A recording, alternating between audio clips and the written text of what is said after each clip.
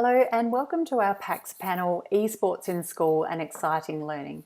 My name's Kate Fakay and I'm ACME's Games in Education Coordinator. I would like to acknowledge the traditional owners, the people of the Kulin Nation, on whose land we meet, share and work.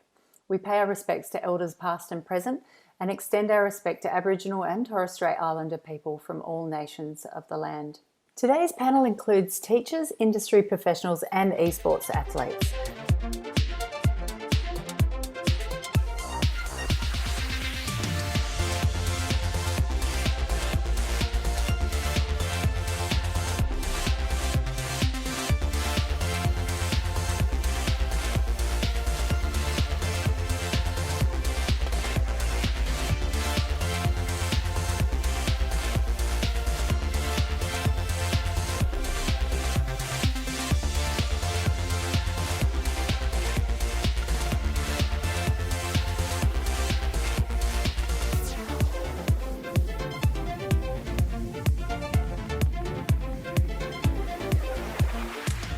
I'd like to thank our panellists for joining us today. First, we're going to let the panellists briefly introduce themselves. Then we'll dive into a discussion about the benefits of esports and education and some of the risks. And we'll look at what it's like now and where it's going. Then we'll finish off with some tips on how to get started using esports in your classroom. So I'd like to first of all welcome and thank Eileen Bell. Eileen was the first professional gamer in Australia. She won the Women in Games Esports Achievement Award in 2018. She now combines her love of business and gaming to consult on the emerging markets of technology and esports and what it means for corporate strategy and trend. So Eileen, can you tell us a bit about yourself and how you began your career in esports? Sure, thanks Kate. Thanks for inviting me onto this panel. I'm sure it's going to be an exceptional discussion throughout. Thanks for that intro. I guess I started gaming at the ripe age of 3 years old. My uncle put a console into my hands and was in love ever since. And then, once esports really took off, I think it was, back in 2008, really. We didn't have YouTube. We didn't have any streaming types of platforms then. So it didn't really take off then, but I got into competitive gaming and loved it. And then since then, I've worked in the financial services industry and now Cisco, but also I guess I still consult on really the gamification side of things, where esports is going, why it's so popular and really why it resonates with the younger generation at the moment as well. And it is quite topical, of course. So that's sort of where I'm at the moment. I just thoroughly enjoy esports, I guess. Excellent. Can't wait to find out more about what the reality of being an esports professional involves later. Duncan Trickey is a secondary social studies teacher who has a core e-fellowship, originally focused on the esports into the curriculum, on getting esports into the curriculum. But he said that this is somewhat adapted to addressing the gender balance in esports. He's joining us from Dunedin in New Zealand with Erica, who's the captain of his esports team at Otago Girls High School. So thanks for joining us both. Duncan, we'll start with you. Kia ora, Kate, and thanks for that lovely introduction. So I think myself with gaming, I've been fascinated with gaming from a young age, and probably date myself by saying I can remember when Duke Nukem 3D first came out, and I was the very small Atari console. That was my generation, and then onto the Amiga 2000. But on top of that, I've always been kind of wargamer strategy kind of focus on things. So I'm also the teacher in charge of sport at Otago Girls. So when at the end of last year, I started kind of looking at this focus, and I was actually looking at sports analysis, and I looking at a kind of deficit in some of the skills I thought there might be around sports analysis, and then fell into kind of esports and looking at that and what it was, what skills we can see through that and develop and grow. So from that, I started putting a research paper proposal together for core education, and that's adapted into looking at the gender deficit in esports and how we can make it a safe place for all our female gamers, because we're in an all-girls school here. So that started with making an esports team, and then that esports team like being a steering group to say where we're going to go. And so we're going to be combining with Otago boys, hopefully, and then starting some competitive gaming very soon. Right. Yeah. So an inter-school championship. Yeah, I think that's where we're going to be going, and we're also going to look at how we can go a bit more nationwide and possibly international, just depending on where we can fit it in. Brilliant. Yeah. Okay, because Let's Play Live is just one of, I think, 5 or 6 organisations that do run high school leagues in New Zealand. I'm interested to know, Erica, have you been sort of watching esports developing in New Zealand and been really keen to get started as a player, or is this something that's new to you? Well, esports is really new to me. I've always liked gaming. And I think this year when Mr. Tricky started the esports club, I wanted to just test the waters and see how I felt about competitive gaming. Mm-hmm. And I think I really like it. So, and great. I'm ready to see how it takes on in the future. And how big's your team? How many of you play in a team? So about like 5 of us. 5 of us? Yeah. Yeah. So it's very small. Okay. And how did the sort of move to competitive gaming feel? It didn't feel too different. It was actually quite fun to play with other people. Darren Kwan, I might throw to you. Darren is the founding president of Esports League Australia, EAL. Darren was a driving force for Australian membership to the International Esports Federation. The Australian Esports League has a well-established tertiary league with 13,000 players already. Your high school league, though, is just beginning. So tell us a bit about that. Yeah, absolutely. Thanks for the introduction. Lovely to be here. Yeah, so the Australian Esports League is a program we started to focus in on building grassroots infrastructure. It's something that it has always been missing for esports over its entire development life cycle. So we began in 2018, as you mentioned, with our tertiary league. That started a movement in the university space where there was 1 or 2 gaming clubs on campuses spread around, and now we have 40 of those. And we're starting to really see that mature with our partnership with Unisport Australia. And so when we looked at the high school space, we recognized the same kind of movement needs to begin. And we take a very sophisticated approach where we speak to IP holders, so all the game publishers. We work out how they see their game operating in the space, what their aspirations for the game is, what kind of support cycles are in the game, and in their development timeline as well. Because that's really important when we start talking about high school students who are growing and they're looking to their future and they're trying to figure out what are they investing their time in, so that when they reach adulthood, they're entering into a world that's really serving them and meaningful for them. And so we also talk to a lot of the educators. So we've spoken to departments of education in different states and their representatives. We've spoken to different school bodies, the group school bodies, and then also to teachers on the ground. And we constantly get parents and high schoolers reaching out asking, is there stuff for them to do? What can they do to help their kids along? A lot of parents are quite supportive, that we find. Not many have questioned esports. I think we're in a time and age where it's well understood, and now it's more about, well, how do I take that passion and interest into something meaningful? So when we structured our high school league, and we've been doing a bit of testing and soft touching at the moment, and unfortunately this year we couldn't launch our full program, which involved a lot of mass gatherings and live student mixing. But next year, or when it's safe to, we will. We've been doing an interesting program around promoting not just the competition, which is the baseline of the activity, which is online right now, but also the idea that there's a warm up, warm down.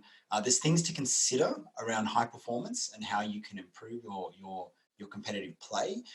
And we also talk about inside that how you can say in the sort of homework hours that gaming now becomes part of and fits neatly within a structured afternoon or evening for young high schoolers.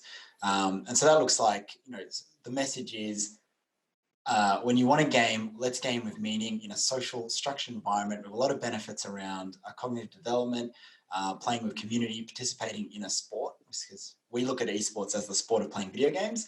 And then also that you can say, well, if that begins at 7 o'clock or 6 o'clock, then I know the structure of my night, and I can use that as a parent to have that conversation with my children around, when you play, and how you balance your lifestyle. And we think for high schoolers, as they grow through that, they'll have that as a knowledge base for the rest of their life. Absolutely. I can't wait to get some of your tips for teachers wanting to get started a little bit later as well. Thank you so much, Darren. Dr. Matt Harrison. Matt, you have many hats as well at the University of Melbourne. He's a lecturer and researcher in autism, video games and inclusion. And as the co-founder of Next Level Social Skills, Matt runs the Satellite Base Room, a game club for neurodiverse learners and students with complex disabilities. Matt, can you tell us a little bit about yourself and your work and why video games work well for inclusive learning? Thanks, Kate. This is a really exciting panel. One common theme from all the panels so far is that I too grew up playing video games. I'm a gamer. I'm probably more of Duncan's vintage, I believe, playing it was Warcraft 2 on LAN with my brother and other kids in the neighbourhood. And that really informed a lot of my sort of social experiences growing up. And that's something I took with me into the classroom when I was teaching. I was working with a group of kids about, my second year into my teaching career, and these were students who had complex needs, and some of the students had diagnosed labels of disability as well. But one thing we all connected around was games, and this idea of us being gamers, rather than these other labels, we're all gamers, and we use this as a way of connecting and building a community, which really, really shaped me as a teacher and pushed me into this area of research. So I've looked at how we can use games as a way of building a sense of belonging and a community. And so I'm just so excited to hear some of the work that Darren's doing around the esports. I'm probably working in the Auskick area, I guess, using an AFL analogy. This is the junior level, and it's really about participation and everyone feeling like they belong.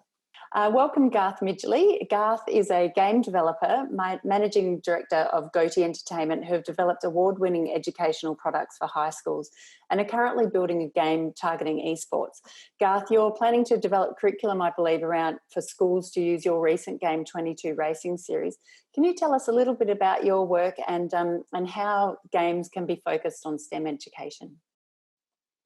Sure, I can. Thanks for having me on this panel. I want to start just with a little bit of the sort of impetus for sort of why esports for me. So I've been developing games for 22 years now. I was developing on the PS1 and 64 back in the day. I remember we were playing a lot of Quake 3 in our office, and then Counter-Strike was released, and I just noticed just amongst myself and my peers, the level of competition just went up sort of through the roof. I mean, we took Quake 3 pretty seriously, but Counter-Strike was just like something else, and people were playing it at home until 2 a.m. And that was kind of the start for me, where I recognized that esports was going to be huge. So I was like, okay, this is the thing. It's going to be, this is the future of sports. It's pretty exciting. So fast forward 10 years, I was still working in game development, but I wanted to do my own thing with esports. I really started to look at what I thought esports needed to be in future. So that's like from a business model point of view, like what's something that I think is sort of a non-violent, accessible, fun to watch esports title, trying to really sort of hit some of those points where I think esports needs to go. And like you mentioned, part of that being esports in schools as well. So what can we do as an esport developer to give students something really meaningful in terms of like STEM education? So what can we give them to get sort of hands-on with the development, to kind of get into the game, help sort of develop parts of the game, and really get involved in what it also takes, not just to play an esport, to develop an esport. Great. Yep. Okay. Well, let's give some context. We'll open up more for a sort of a wider discussion now about the esports industry, just to paint a little bit of context. And Darren, if you can just paint for us a quick picture about, I guess, what is it? Well, first of all, what does an esport tournament look like for teachers who have not really had much exposure to esports? What are the roles involved? How do they connect, etc.? Yeah, it's not too complicated, surprisingly so. It's like any other sport, and that's the very first baseline you want to start from. That you have registrations, tournament brackets, point scoring, all those kind of things, refereeing that you'd imagine any sport has. So it's a structured environment, which is great for the kids because that they're playing with rule sets, they're playing in a friendly competitive environment, and so on. So there are refs or admins who are there to ensure the match is happening. The match is happening with integrity. There's sports personmanship. There's a clear line of communication for students and stakeholders as well to sort of, if there's a dispute or if there's any questions. You have what you call your tournament organizers, so those that are overall running the league or the event. Then there's all the other interesting elements which come together, which I think is really exciting in esports because unlike a lot of other sports, it's very, very accessible and it's high tech. So you're playing in a very modern space as well. So you do have live broadcasts and live streaming, which can be easily done from anyone's lounge room these days. You do have commentary. You have all the kind of broadcast crew when you start to get to the bigger events that you could imagine. So you've got producers, audio technicians, stage hands, and all those kind of add-ons that are really cool. Then at the, I'd say the team level, you might have a coach. You might have a team manager. You can include sports psychiatrists and psychologists and nutritionists and all kinds of supportive elements. Physiotherapy plays a role as well, because high performance comes from a healthy, well-maintained body, and all those bits that come to get that extra edge play a part.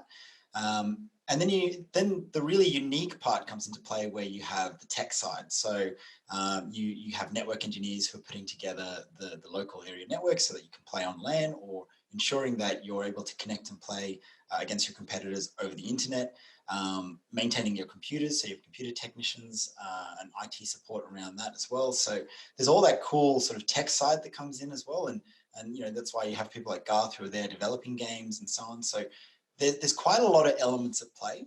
And the best thing about that is if you enjoy playing the games as a high schooler, then maybe the game isn't where you excel. You might excel somewhere else, but you can do that in a passion space for yourself. So you might be a really great software engineer, but you love the game. So you can pursue your software engineering and still find a place in the gaming world. Right. So not everyone has to be a player. There's a lot of roles outside of just being a professional sports athlete in esports. Garth, can you just give us a quick idea? Is the Australian esports industry sort of on par with the rest of the world? Aspirationally, I think we are. Obviously, we don't have the same sort of development scope and sort of player base as overseas, but I think we take it very seriously here. I think there's a lot of people who are very passionate about gaming. On a global scale, we have the sort of tyranny of distance and the tyranny of not as great an internet, so it's a little bit hard for us to compete online against people overseas. But what we're doing locally, I think, is definitely very professional. We're taking it very seriously, as I mentioned, doing a lot of research into the space. And yeah, from my side, from the development side, I think we'll see a lot more people developing for esports because it is such a great way to engage with players and communities and getting people involved, which is what games are typically all about. Okay, great, thanks. Eileen, so is this why it's sort of we're seeing traditional sports teams more and more, like the Adelaide Crows, investing in esports and developing high school leagues? Yeah, look, I think a big push with when we're seeing a lot of traditional sports moving into the esports space is that when you think of a traditional sport, it's a seasonal type of thing, right? So you get sort of 6 months or 3 months or whatever it may be. And what they're seeing is that the viewership of traditional sports is actually declining, and it's declining in the younger generation, because they are actually more interested in esports, right? So what they're looking at is actually, how do we combine that esport and traditional sport and still maintain interest for the younger generations and the school kids to actually still be interested in that. And not only do they, garner that interest, but also it provides an annual, I guess, advertising platform as well, because it's that continuous brand visibility throughout the year. It's I think it's quite a good little advertising trick, that's for sure. Yeah, great. And Eileen, just while I've got you, so what does a professional athlete's career pathway look like, and has it changed since you were playing, and what is the life cycle of a professional athlete? Yeah, look, it's definitely changed since when I did it, right? So I was, as I said, back in 2008, we didn't have the streaming revenue, we didn't have Twitch and all of those types of things. So when I did it, it was purely, a broadcast on traditional TV, which obviously didn't get that many eyeballs, and therefore it wasn't as popular. So it wasn't lucrative then, probably not. That's probably why I'm still not doing it today, or maybe it's just because I'm a little bit older. Who knows? So I guess in terms of those times, it's not as lucrative. But now what we're seeing is the life cycle is anywhere between, you get 8-year-olds now doing it, you get 10-year-olds, and then they're sort of starting their esport careers that way. But it's not just about the professional gaming or esport side of things, right? You've got streaming. You don't have to be a professional to do that. You can just get the revenue or just the popularity or just the fun of it by, streaming what you love doing educational videos on what they like about a game, and have that streaming silo of things. But I guess when you look at it as a career, it is, I guess, subject to, younger athletes at the moment. But I think what's particularly important as the esport industry does expand and it is growing at the exponential rate that it is that, like any traditional sport, we actually need to be able to transition out of that sport. So, if you think that we're, as Darren, we're fostering an exceptional talent pool going through high school, building that skill set across. When you can be not become professional like any sport quickly, right? You can just one day be on the team, the next you're not. And it's how do we actually, make those skills transferable into, I guess, corporate life or the general job world? How do we actually make that transition a little bit easier? So back to your point, what's the sort of life cycle? It's really, as a professional, it can be a couple of years, or if you're exceptionally good, more than that.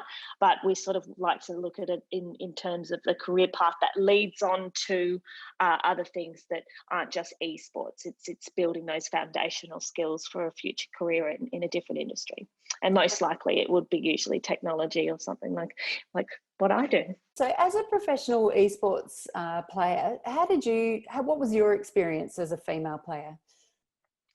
Yeah, look, I think in the beginning I was probably one of the minorities. I think I knew one other female gamer at the time, if that. And now it's exceptional to see that we have over, 50-50 representation, which is amazing.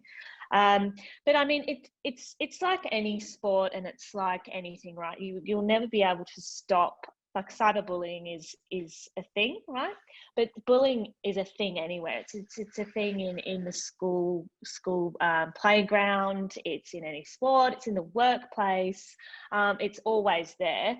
The only difference, I suppose, with something like cyberbullying and bullying in particular online is, you get your keyboard warriors and you're hidden behind a screen, and therefore there's more confidence to, I guess, bully someone else or say things and things like that. and it is, you know, for some reason, more so, I would say, against females. However, it's how do we build that resilience up? It's how do we make the issue, you know, the awareness around the issue, and you know, if it does happen, and how do you combat that? And you know, it's really about that sort of educational piece on that. But it will never go away, unfortunately. It will never go away in any industry or profession. But it can be mediated, and it can be reduced with the right types of tools available. With the experience sometimes girls have online, it's probably, I'll pass on to the expert. Yeah, sure. I've never really had any experience with sexism because I haven't done it for very long, but it's clear that it happens a lot. But have you heard stories of, I guess, from other female team players about being yelled at if they switch their mic on or things like that? Yeah, I've noticed crops up a lot on Twitter, I think, when I follow these games. A lot of women get harassed on games, or anybody who really sounds kind of feminine quite often harassed for how they sound. Yeah. Is that intimidating for you? Does it sort of put you off going into the space, or do you just sort of put on your player hat and go, I'll just mute whoever I don't like and treat it like I would the real world?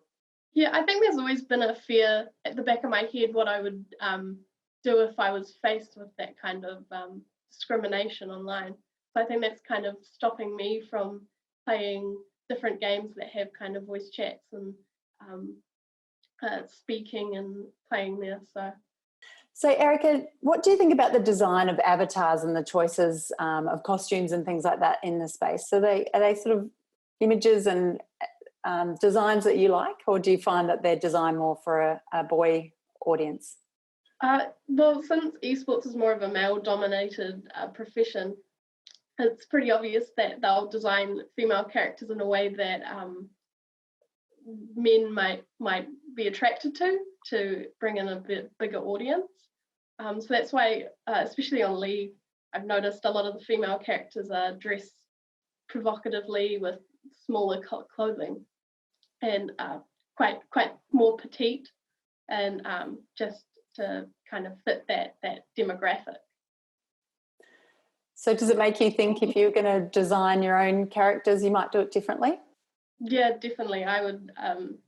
There shouldn't be kind of a difference between male and female characters and how they should dress or perform. And so being part of the esports team, has that sparked your interest in pursuing esports beyond just the club at school? Definitely.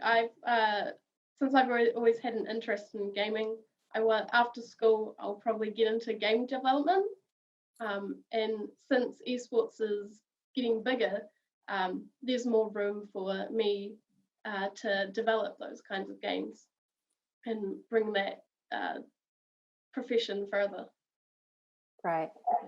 Duncan, so what sort of cognitive skills do you sort of see your team developing while they're playing esports?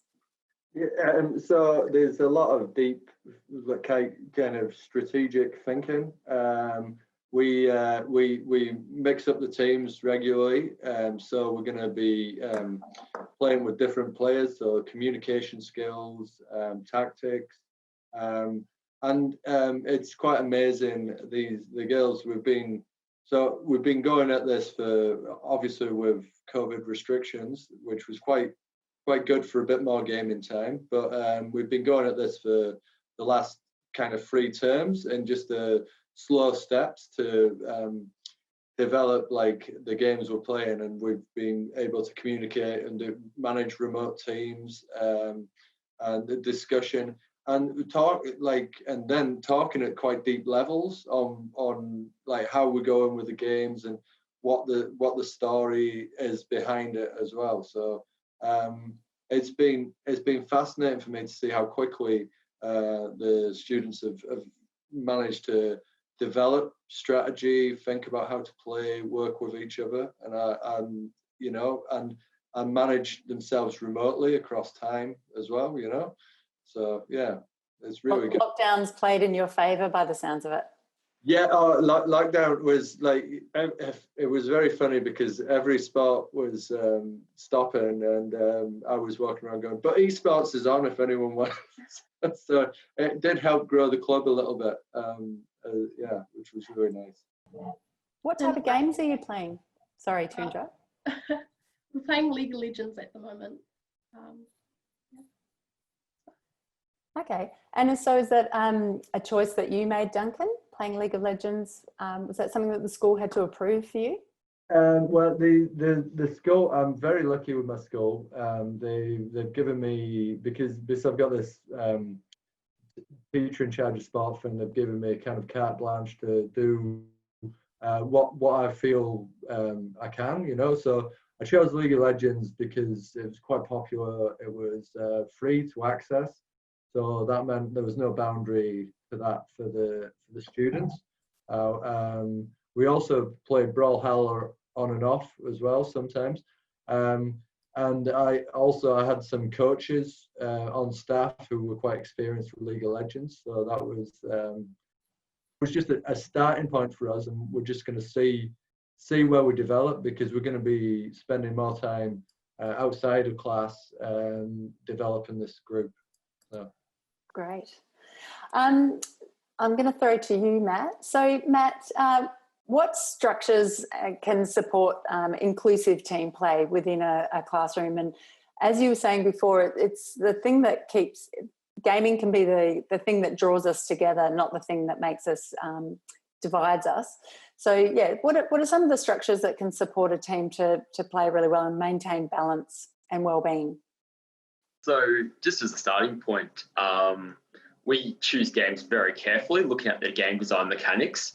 I love LOL, probably very similar to League of Legends, very similar to Erica, because it does encourage co-interdependence between players. So you cannot win it by yourself on on most competitive servers. Even on a beginner server, you have to work with others. So we look at games that are designed to get players to work strategically together. And from where from the position we're using games, this is really about an opportunity to teach those communication skills. We also look at different games that allow different control input options. So a lot of the players that I play with have challenges with their fine motor skills.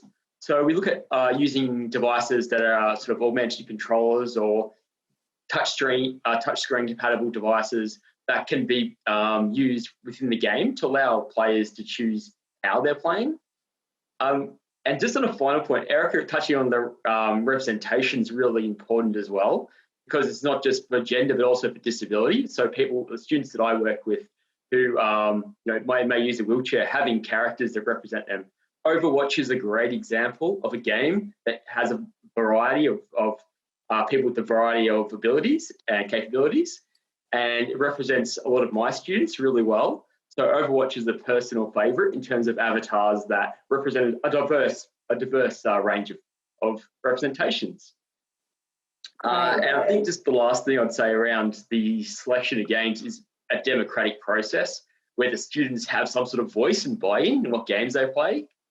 I think that's really building from those interests and strengths is really important.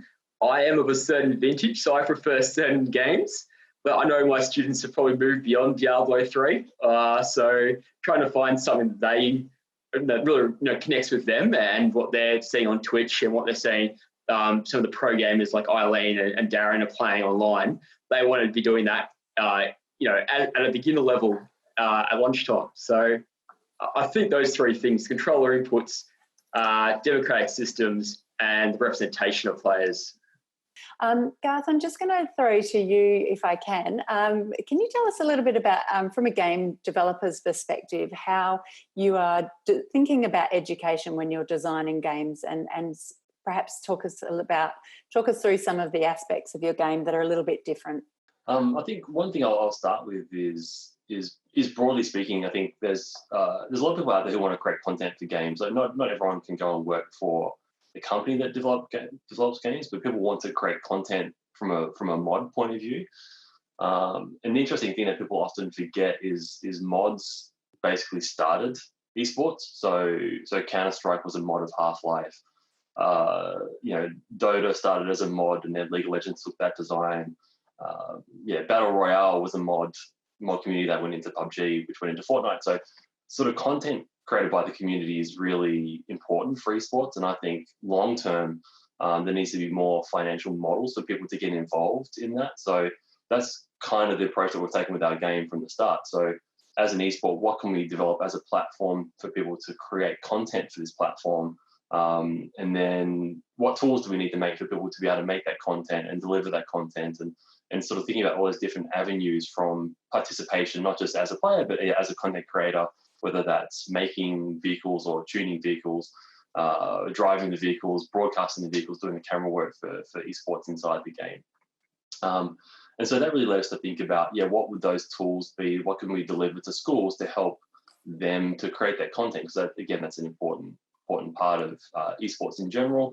To look at any sort of sporting code, the people who drive the cars in the racing series, it's a very minute portion of the sport. So there's obviously the pit crew, there's the engineers, there's the broadcast, there's all that sort of support network. So looking at esports in that sort of same way of going, okay, well, what can we do for the ecosystem where people can come and participate in lots of different roles across the esports field. So we also see that as a great way to create more sort of inclusion and diversity. So, being an esports player, high anxiety, high stress environment is not for every single person, but somebody might love just to create characters, create weapons, tune design, make mods. There's like a lot of different roles in there. So if we can create more opportunities to get involved in esports from that development, creation of content point of view, then we create more inclusivity and diversity moving forward. Amazing. 22 Racing Series is your recent game that has launched online, and you said that you were looking at developing some curriculum around that for teachers to use in the classroom. Can you tell us a little bit about how that might work? Yeah, sure. So from the base, if you can think about it as a racing title, so we kind of obviously want people to race, but there's also the opportunity to build vehicles, as I mentioned, sort of tune vehicles, manage a team, be the team leader. So we're trying to think about what sort of STEM tools can be created to do that. So we have some videos which I think you include, but some examples are like using MIDI controllers, that like a music MIDI controller to tune the physics of a vehicle. So you can sort of be driving a vehicle and then tuning the vehicle as you're driving and continue racing. Looking at different replay tools and physics outputs, so you can be sort of running different vehicles and then looking at the physical output and then sort of running back through that sort of lap time, then looking at all the physics and sort of it's a whole lot of kind of very interactive design tools to help people get in there and develop. So from our side, we're doing the development of those kind of cool tools and other things that we like for ourselves to use as well. But obviously the more interactive and sort of fun we can make those tools, the more accessible that will be for students. And then in terms of making a curriculum around it, that's something we're very interested in, but we're going to have to partner with someone to help do that. We're not educators ourselves, so we'll be trying to bring someone in to, maybe we'll get Darren involved in this in future or something to really kind of build out some kind of league around this. But the way I see it is being, if we can get this into schools and get people tuning vehicles and physics, I think that just makes a whole lot more sense for people, not just within our game, but within other careers moving forward, like working together as a team. Maybe they want to do engineering, or they want to do other parts that sort of involves physics. They want to do other sort of careers that involve physics. So it kind of gives them a really great way to interact with those STEM methodologies in a sports setting, but some things like skills that they can carry forward into the future. Okay. Duncan, you wanted to jump in? Yeah, and just, from what Gareth was saying there, and that's a kind of fantastic space where, it's not necessarily the skills that we can be using, we tuning cars, etc. We need to, in the educational world, we need to be in that digital space, doing that at those times to build those skills, when we might not have access to actually those physical things. So giving them the students those experiences and ideas, and I could see that kind of developing into robotics or other things as well. You know, it's really, really important. So it's great to hear. And that really does sort of illustrate the benefits of game-based learning, doesn't it? It's a tool for engagement, for exploring other subject areas. It's not necessarily an end. It is an end in itself, but we've got to remember that it is about accessing curriculum in interesting and engaging ways. So that's a great example, and hopefully we'll see more of that. Matt, did you want to jump in? Can I jump in quickly again, Kate? Just to mention to what Duncan was saying is it's also about user experience. So like any game is the ultimate user experience. I mean, user experience, we never called it that in the games industry, but the whole time that games have been around has always been about that user experience. So, you know, example with League of Legends, if their students would jump in and change the way the games play, change the mechanics, you know, change the characters, and then play the game and think about what the user experience is for their mod of the game, then that's skills that's transferable into any sort of development of you know, lots of things for internet use, like whether it be websites or programs or applications in future. So it's a great way to think about user experience in a gamification setting. Great. Matt, did you have something you wanted to say? Yeah, I was just something that Garth said that really sort of brought back something to mind for me, was that when we first started, we had a limited number of controllers in our game space.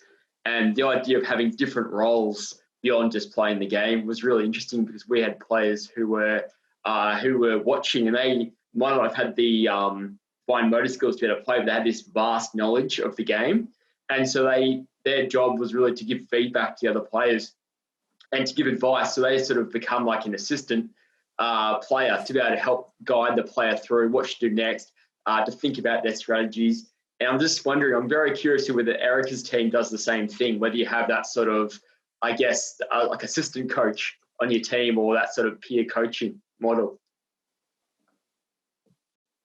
Well, I mean, for some of us who have played a bit longer, we can help the newer players and to helping them, like training them, basically, help them get better at the game.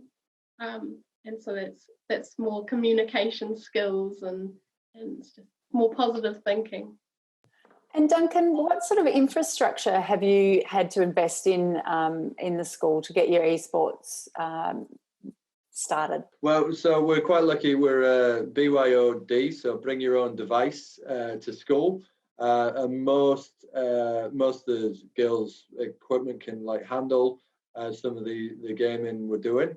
But we're very lucky. We've had 2 brand new gaming computers funded by a community fund, which is, so we've installed them into the computer room, and to hopefully, and then we'll hopefully have a bit more coming on as well eventually, to build a kind of a bank of them. So because that's one of the things that it's like, and I don't know if we touched on this in the panel yet, but having that equity, like we're a state school, so I feel the students should have access to all this, the best equipment that they can. Some, like, especially school being a warm, safe place with good internet, and then access to the materials, then we can experience the esports as they should. You know, because if we look at a lot of what's in the curriculum, you know, are we going to see a point to where if you haven't experienced these sports, are you going to be missing out further down the line? So, you know, if they haven't been exposed to it in some part, and in this place where we can, like Darren says, with the equity, safety, and governance around it, then what opportunities are they going to be missing out on? Is there a risk of a digital divide if we're relying on kids to be, our students to be sort of logging on as players from home and they don't have the connectivity or the equipment? Is that a real risk, do you think? Well, we've the digital divide through through the COVID pandemic's been really pronounced, and very much, we've very much felt that. So students who've missed vast parts of their education due to infrastructure at home. So yeah, if we're counting on them it being completely out of school, there is going to be a risk of a digital divide, and many students missing out on a lot of these pathways that could open up for them and interest. Darren, we were talking about some of the conversations that you've been having with the Department of Education and with councils with your high school league in terms of setting up infrastructure around the districts. Can you tell us a little bit about that? Absolutely. You know, I pride myself on taking a research first approach and having conversations with stakeholders before I deploy a program. I'd rather, you know, best foot forward and fix issues than worst foot forward and then fix more issues, right? So we had conversations with Department of Education about how they thought about the space, and they're very simple conversations. You know, sport goes with sport, education goes with education, and so on. And so it was a very quick way for us to understand who the stakeholders who want to have a piece in the conversation are. And the big takeaway we picked up on from those conversations was schools are divided into districts. And I didn't know that until this time. and basically they look at resourcing on a district by district level. And so you've got a gym, a pool, and so on in different communities, often supported by you know, ratepayers through their council. And for those schools to create equity, not every school has a swimming pool. So you've got your local swimming pool for those schools that don't. And for those that do, great, you've got your own, power to you, and well done. But it means that all kids essentially have access to a pool. And so we looked at gaming and we thought, well, the biggest terrifying thing about technology is I don't think we've ever revolutionized the swimming pool in the last 50 years, other than maybe a few safety markings. But computers and gaming changes every month and upgrades, redevelops, gets faster, gets smarter. And the game developers follow that and say, well, I can do more interesting things now because the tech's there, and I well code that and deploy that. And just this constant cycle of innovation that's there. What that means is on a resource side, you know, as an individual gamer, every 1 to 2 years, you're updating in the normal cycle so that you've got the latest and greatest tech at your hands to play all the latest and greatest games. And we looked at the schooling space and said, well, if esports plays a role in telling schools to invest in that instead of whiteboard markers, we're doing the wrong thing, and we're not genuine, or we're totally disenfranchised to the space. So we thought, instead of promoting to schools, go and buy a $5,000 gaming rig, and then in 2 years buy it again, and in 2 years buy it again. How about we develop relationships where in the local community we can find facility or partners that can help facilitate that, and then treat it like a library where you've got a fully banked out kit set up, and schools can access that via scheduling and so on, the same way they would access a soccer field or a swimming pool for training and so on. So that's how we answered that equity divide question that we thought would definitely rise up. The other side of it was game selection. We don't see a need to promote the best, most powerful games in the space. We think there's more stable environments to play. And so when we look at it, we think about all the different aspects. You know, games play a role in format, in e-safety, in the visual depiction of what the kids are seeing, you know, the avatars and so on, as we talked about earlier, but all the way through to the tech that's needed to support it. And so we also see that working with partners like Microsoft, who make Xbox, Nintendo, who make the Nintendo Switch, and PlayStation, who make PlayStation, they have long format platforms that last 5 to 7 years before they really refresh. And games are built in those environments that are also backward compatible. So, you know, there are people who still have the first Xbox playing current generation games that look a little more average, but they're still able to play at the same or similar level to those who have the latest Xbox. And so we recognize that game selection plays a role in that as well. And if we're promoting in the space, we consider all those facets to make sure that anyone can play.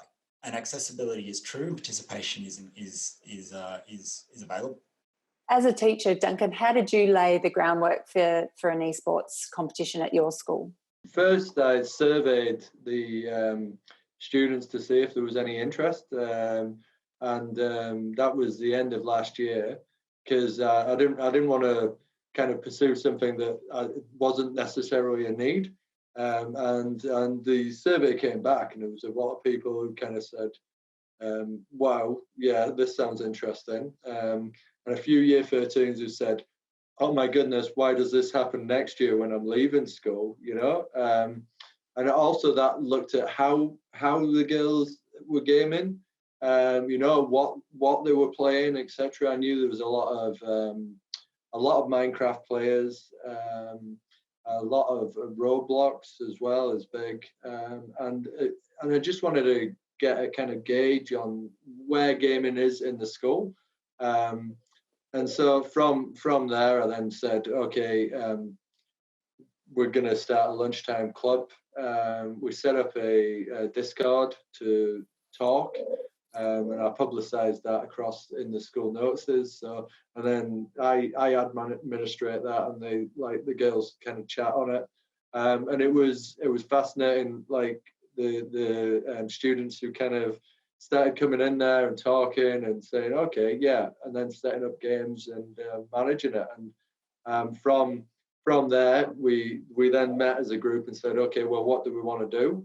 And now we're making our steps to like make it a bigger, more competitive team. So yeah.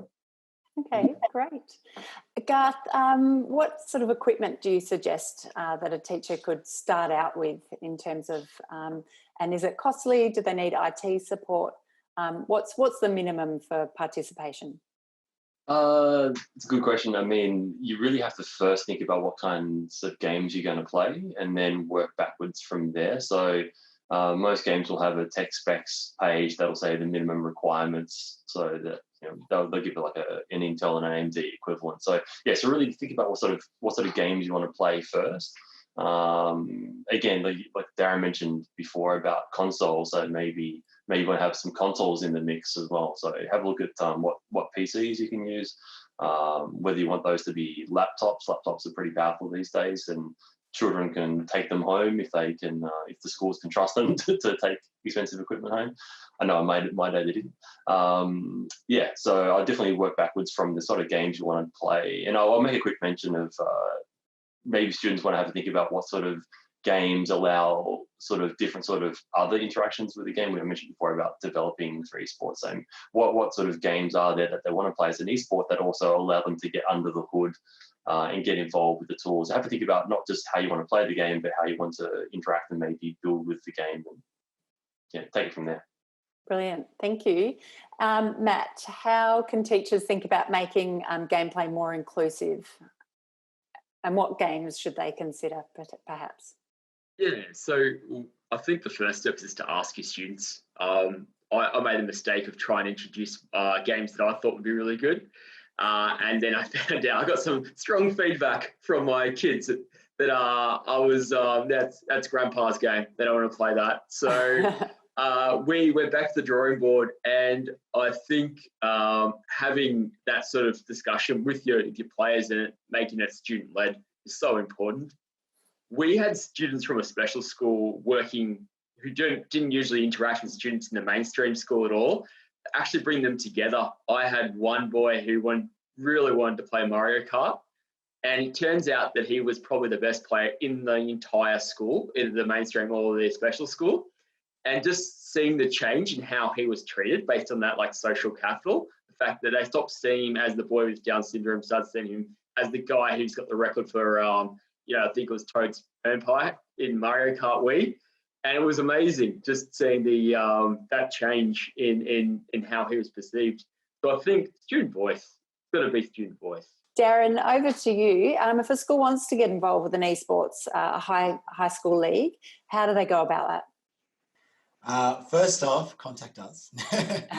We have a lot of guides that we can provide them materials for, food for thought.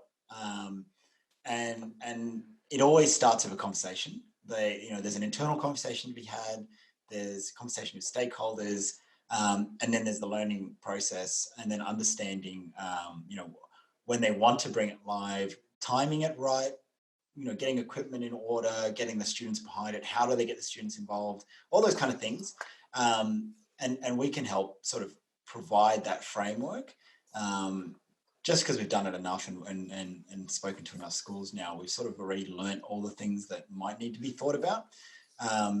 And I think it really, as Matthew said, it's student first as well. We really need to hear from the student body themselves. So a lot of polling is done where we say, well, here's the options, the games that we recommend that are mature age, younger age, and sort of give them a little bit of a guide on each game that's available.